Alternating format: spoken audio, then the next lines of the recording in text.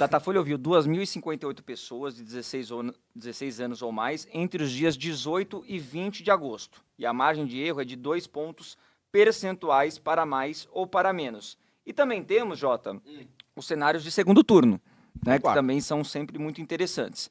Então, no cenário Lula contra Flávio Bolsonaro, Lula tem 47% e Flávio Bolsonaro 43%. Cenário com Caiado, Lula aparece com 47%, Caiado com 40%. No cenário com Renan, Lula 47%, Renan Santos 37%.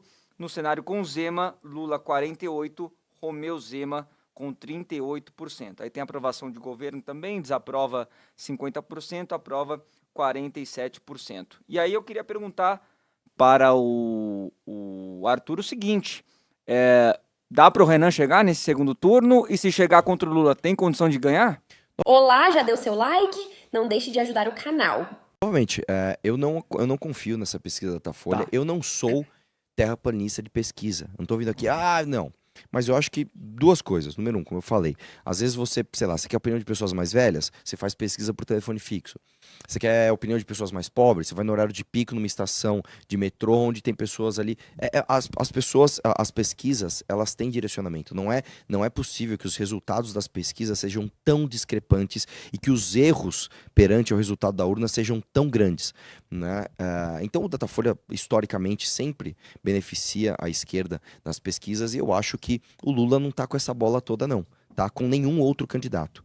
Eu estou dizendo do Lula versus qualquer outro candidato no segundo turno. Eu não acho que o Lula esteja com essa bola toda, não. Dito isso, o Renan Santos é o único candidato que tem condições de vencer o Lula no segundo turno. Isso aqui a gente está falando já há muitos anos. Você quer ver uma coisa? Por quê? Eu vou trazer uma coisa prática aqui para vocês. Com certeza, em 2022, você conheceu alguém que votou no Jair em 18 e falou, putz, no Jair eu não voto mais de novo, não. Sim. Eu voto até no Lula, mas não voto no Jair. Com certeza você conhece alguém que fez isso. E o Lula ganhou a eleição.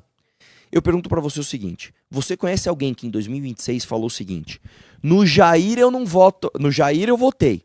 Aliás, desculpa, no Jair eu não votei em 2022, mas no Flávio eu vou votar. Você conhece um que fez isso? Não tem um.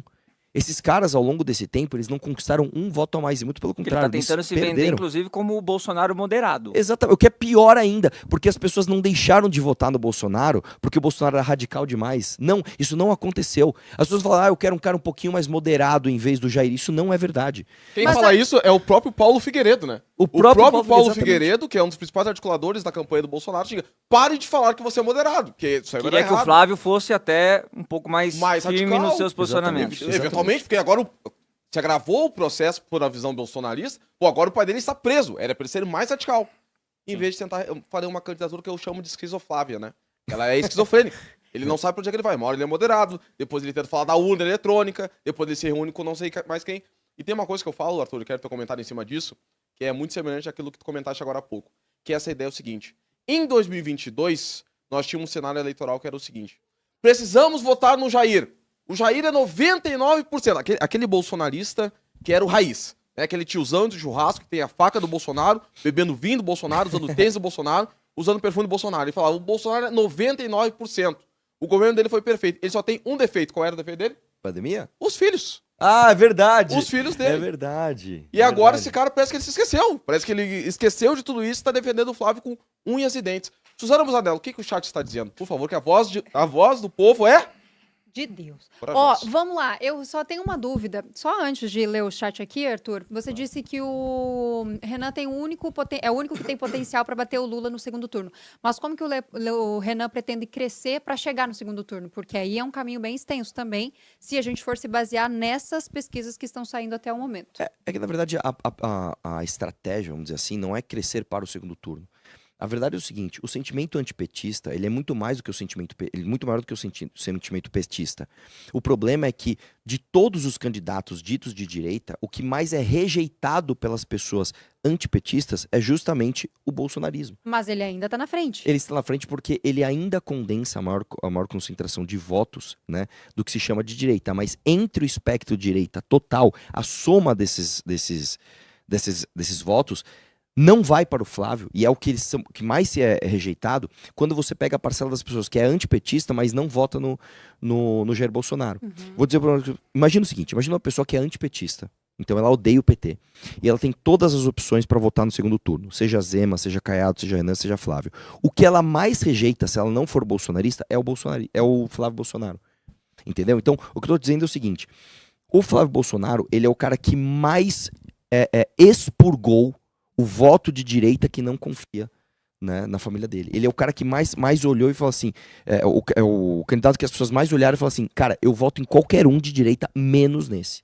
Porque, de fato, o que o Jair Bolsonaro fez durante o seu governo foi a traição de todas as pautas que as pessoas verdadeiramente de direita acreditavam. Então, por exemplo, ele enterrou a Lava Jato, ele acabou com o sonho que a gente tinha de ter uma economia de mercado. Ele inclusive nas posturas toscas dele, de perseguição dos seus oponentes dentro do campo de direita, ele mostrou que era uma pessoa autoritária e absolutamente contrária, né, à liberdade de expressão. Ele, nessa tentativa maluca de falar, não, vamos dar um golpe, mas não vamos, ele terminou fazendo pessoas sendo presas por influência dele e ainda depois se acovardando, chamando, ainda que fosse de forma irônica, o Alexandre de Moraes para ser seu vice, uma coisa humilhante, e terminou preso. Eu entendo a tua colocação, mas o meu questionamento é como vocês fazem para subir nas pesquisas para chegar no segundo turno, porque para chegar no segundo turno vocês precisam conquistar todo o lado de direita e ultrapassar os votos do Flávio, que ainda são maioria, grande maioria da direita. Aí sim, porque de fato a gente precisa crescer para chegar no segundo turno. O desafio é chegar no segundo turno. E aí eu vou te dizer uma coisa, a gente nunca teve uma estratégia eleitoral. A gente nunca ficou pensando o que a gente vai falar para conquistar mais voto. Mesmo porque o que trouxe a gente até aqui foi justamente falar coisas que muitas vezes são impopulares, mas são verdadeiras. Por exemplo, o Renan é o único candidato que fala, por exemplo, de desvincular o BPC do salário mínimo. O Renan é o único candidato que tem reformas objetivas para a austeridade fiscal no Brasil. Então, a nossa estratégia, sinceramente, é conquistar um público que vai estar tão aguerrido nas nossas convicções, nas nossas missões, que este cara vai chegar em casa, vai chegar pro seu avô, vai chegar pro seu tio, vai chegar pra sua tia, que já estão desesperançosos, falar, ainda tem um jeito. Vem comigo, conhece, dá uma olhada no vídeo desse cara, dá uma olhada no que ele tá falando aqui, dá uma olhada na entrevista dele, dá uma olhada na sabatina, vai assistir o debate. Porque a gente confia muito mais no nosso replicador do que, de fato, ficar pensando nas camadas mais externas da cebola e fazer como o Flávio está fazendo, de amenizar o discurso, ou prometer coisas impossíveis, como dar dezenas de milhões de celulares para ter o voto feminino, ou votar pela lei anti-misoginia para não ter a antipatia das mulheres. Então, a gente confia no nosso replicador. No fim do dia, quem vai fazer a gente chegar no segundo turno é o nosso replicador. Perfeito. O Alexandre Yoshida comentou o seguinte, Arthur, a Penélope disse hoje cedo que o Renan estava mentindo sobre tirar a barricada do CV na Paraíba. O que você responderia para ela? Antes de eu responder os outros, rapidamente. É simples, de onde ela tirou isso? Porque é impressionante como ela fala que quando o Flávio vai encontrar o Vorcaro de tornozeleira para encerrar relações, ele não está mentindo, ele está falando a verdade. Quando o Renan pega uma escavadeira e tira fisicamente, filmando uma barricada de um território dominado pelo Comando Vermelho, isso não é opinião, isso é um fato, ela fala que ele está mentindo.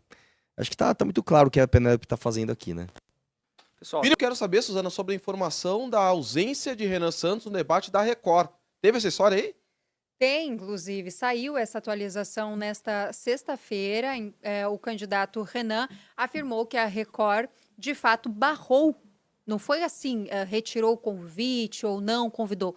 A Record barrou a presença do Renan nos debates eleitorais e essa declaração ocorreu durante a tarde desta sexta-feira.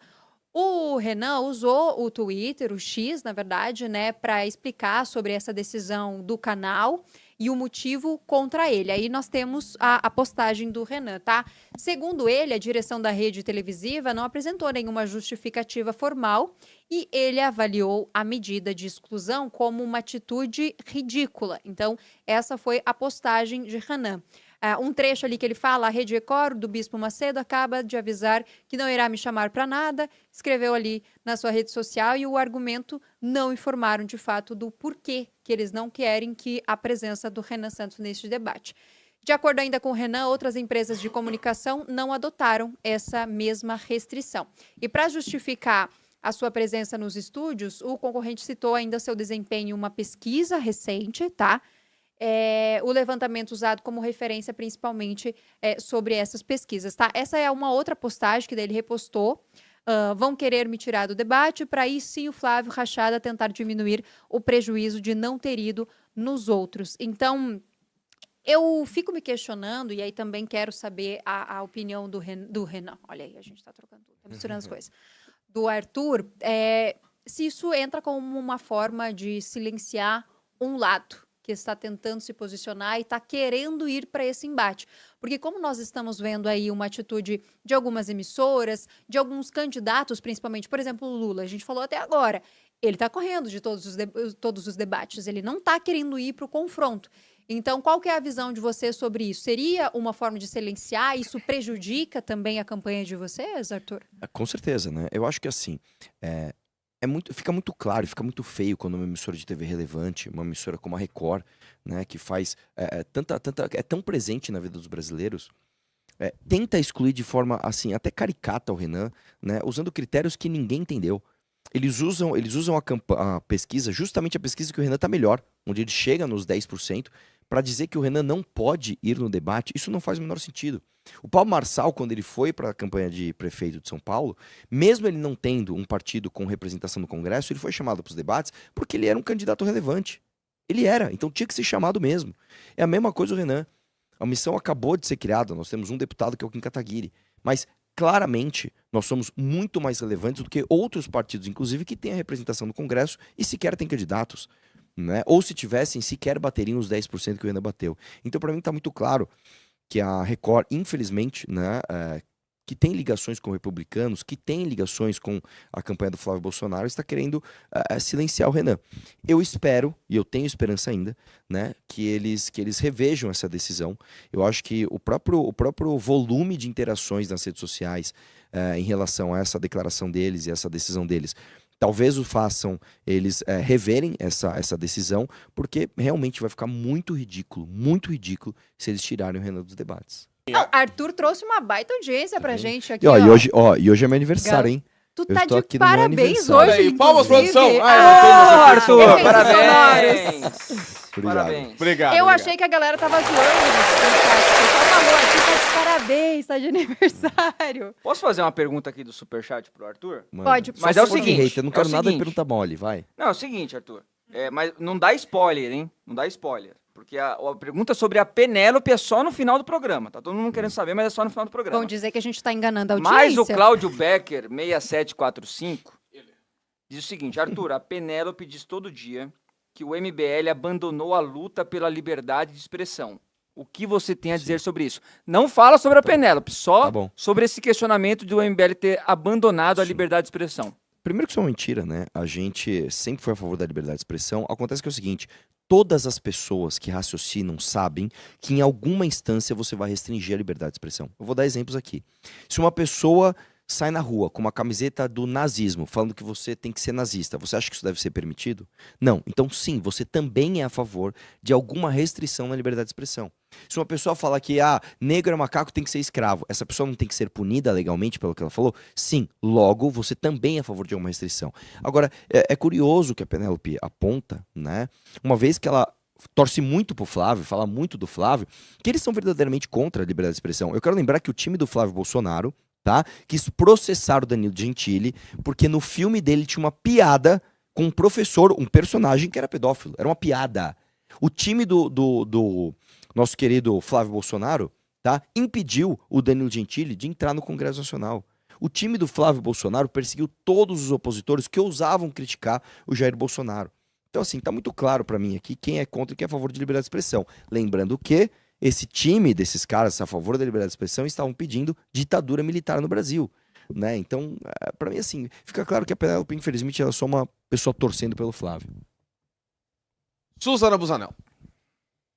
Olha, eu tava concentrada aqui no chat de verdade, mas que nem tu disse, né? Tu também tá inelegível até quando? Que período? Até essa última eleição, a próxima eu já participo. Essa é a última. E tu quer voltar como? Então, na verdade, assim, eu pretendo disputar eleições majoritárias. O meu time é que vai decidir qual vai ser o meu papel, mas, sinceramente, eu prefiro disputar prefeitura, governo, presidência. Eu prefiro disputar eleições majoritárias do que proporcionais. Beleza. Eu tenho uma dúvida com relação a a proposta do Missão. E eu acho que muitas vezes sobra muitas lacunas ali pra gente entender como vocês se posicionam. Eu já vi muita gente falando que é o novo puxadinho da esquerda, mas vocês se posicionam como uma nova direita. E eu acho que falta algumas respostas ali. E isso realmente me gera uma dúvida. O que é, de fato, omissão e o que a gente pode esperar? Porque eu sinto que tem certos discursos que acabam sendo um pouco contraditórios. Na verdade, assim, quem fala que a missão é de esquerda é bolsonarista. É só isso. Os caras acham que ser de direita é gostar do Jair Bolsonaro, quando é, na verdade, justamente o oposto. Né? Você gostar do Jair Bolsonaro significa você abrir mão do combate à corrupção, da economia de mercado, tudo aquilo que a gente já falou, para ser capacho de uma família, né, corrupta. Né? Eu quero lembrar que Jair Bolsonaro é um corrupto, Flávio Bolsonaro é um corrupto, e essas pessoas não podem sequer enrijecer leis penais, porque senão eles vão presos. Todas as propostas da missão estão escritas. Nós passamos mais de 3 anos, passamos pelas mãos de mais de 200 pesquisadores para escrever um livro com as nossas propostas. E a gente está fazendo uma coisa muito nobre. A gente disponibiliza o nosso livro para o escrutínio público, para que as pessoas possam, inclusive, questionar nossas propostas. Então, eu deixo aberto aqui e não precisa fazer disclaimer. Eu vejo sinceridade e honestidade nas suas dúvidas para me perguntar o que você acha que às vezes é contraditório. Putz, Arthur, eu acho que essa proposta não é legal, eu acho que a defesa que vocês fizeram desse caso não é bacana, e aí eu vou ter a oportunidade de explicar, e eu acho que isso faz parte, inclusive, do que todos os partidos deveriam fazer. Colocar suas propostas para que as pessoas sejam críticas em relação a essas propostas. Então vamos lá, vamos tentar desmistificar essa questão, porque se vocês fazem tantas críticas contundentes e diretas ao bolsonarismo, falando que vocês não se igualam ao bolsonarismo, mas me parece que muitas vezes corre um certo risco de vocês irem para a mesma linha do que vocês mesmos criticam. Por exemplo? Vocês terem essa linha um pouquinho mais rígida do direita, ter um discurso um pouquinho mais... me ajuda com aquela palavra? Radical, exatamente. Na verdade é o seguinte, nós somos radicais de verdade. O Jair Bolsonaro e o bolsonarismo não são radicais. Então eu vou dar um exemplo para você. A principal proposta do Renan para a segurança pública é criar o direito penal do inimigo, onde você vai considerar um faccionado um membro de um exército invasor do seu país. Isso significa um regime judicial diferente para essa pessoa. Você tira dessa pessoa as prerrogativas de um cidadão brasileiro. Você tira dessa pessoa, tá? O bolsonarismo não faz nada disso. O bolsonarismo, na verdade, faz o contrário. O bolsonarismo pegou, por exemplo, o pacote anticrime do Moro, que de fato era uma coisa que prendia tanto o ladrão do colarinho branco até ladrão do celular da Paulista, e ele transformou, por exemplo, numa emenda do Freixo do PSOL que cria juiz de garantias. Então, não é que, a gente tem os mesmos defeitos do Bolsonaro porque a gente é um pouquinho radical demais. Não, na verdade, nós somos verdadeiros radicais. Né? E o bolsonarismo não é nem que é moderado. O bolsonarismo é fingimento. O bolsonarismo é só um teatro que finge ser aquilo que não é. Nessa questão da lei penal é muito claro. Por exemplo, quando a gente teve o Lula sendo solto da cadeia, o que aconteceu? O STF entendeu que prisão após trânsito julgado seria só depois que passasse pelo STF, não só mais na segunda instância. Nós nos posicionamos imediatamente contrário a essa decisão, falando que o trânsito em julgado tinha que ser após a segunda instância. O Jair Bolsonaro e a família dele se abstiveram do debate. Entendeu? Então, na verdade, nós somos muito mais radicais do que o Jair Bolsonaro. Entendeu? E aí, curtiu o corte? Então dá aquela ajudinha, deixa o seu like, compartilha e se inscreve no canal. Um abraço e até o próximo vídeo, porque o futuro é glorioso.